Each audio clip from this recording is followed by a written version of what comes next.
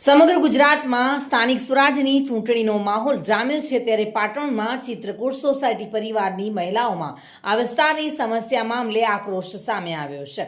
આ વિસ્તારમાં ભરાતા વરસાદી પાણી, આનંદ સરોવરની ગંદકીના કારણે રોગચાળો ફેલાવાની ભીતિ સાથે સોસાયટી પરિવાર દ્વારા કામ નહીં તો વોટ નહીંના બેનરો લગાવી સ્થાનિક સ્વરાજની ચૂંટણીનો બહિષ્કાર કરવાની ચીમકી આપ્યા બાદ મંગળવારે સોસાયટી પરિવારની મહિલાઓ પણ આ તમામ સમસ્યાથી ત્રસ્ત બની પોતાનો રોષ ઠાલવ્યો હતો। મહિલાઓએ આ સમસ્યાના કાયમી નિરાકરણની માંગ સાથે આગામી સ્થાનિક સ્વરાજની ચૂંટણીને ધ્યાનમાં રાખીને પોતાના સોસાયટીમાં કામ નહીં તો વોટ નહીંના સૂત્રોચ્ચાર કર્યા હતા।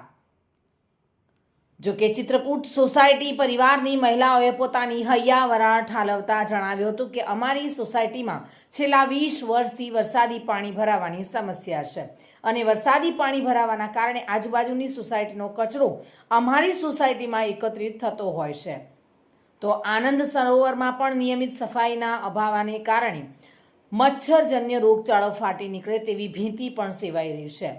ઉપરોક્ત સમસ્યા મામલે પાલિકા તંત્ર સહિત કલેક્ટર સુધી રજૂઆત કરવામાં આવી હોવા છતાં આજ દિન સુધી સમસ્યાઓનો કાયમી ધોરણે નિરાકરણ ન આવતા સોસાયટીના રહીશોમાં ચૂંટણી બહિષ્કારની ચીમકી ઉચ્ચારવામાં આવી છે અને આ મહિલાઓએ પોતાનો રોષ વ્યક્ત કર્યો હતો।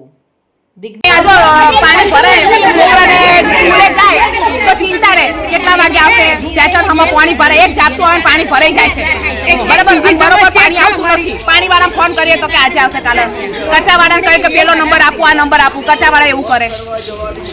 ની અંદર જે આટલી બધી વેલ ઉગી જાય છે દર વખતે અને એના લીધે જે મચ્છરનું પ્રદૂષણ થાય, ડેન્ગ્યુ થાય, કેટલાય જાતની બીમારીઓ થાય। છોકરાઓ નાના રમતા હોય ત્યાં ભૂમિમાં કેટલા ચાલવા વાળા જાય છે, રોજ ત્યાં આગળ વોકિંગ કરવા વાળા એ લોકો બધા બિચારા આનાથી પરેશાન થયેલા છે, પણ કોઈ ગુંગળીનું નિવારણ લાવી શક્યું નથી આજ સુધી। આનંદીબેનને બનાવીને તો ગયા છે પણ એને સાચવવા વાળા કોઈ મહત્વના માણસો અહીંયા નથી કે જે ગુંગળીનું રક્ષણ કરી શકે।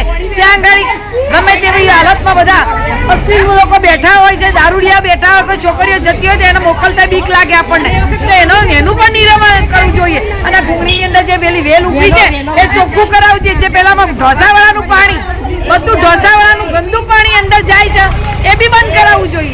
છેલ્લા 25 વર્ષથી આ સોસાયટીમાં રહું છું। મેં 25 વર્ષની અંદર આ સોસાયટીની અંદર નાવડા તરતા પણ જોયેલા છે, બાળકોને નાવડામાં બેસીને બહાર કાઢેલા છે। તો આ સમસ્યાનું કોઈ પણ આજ સુધી કોઈ નિવારણ કરેલ નથી, બરાબર।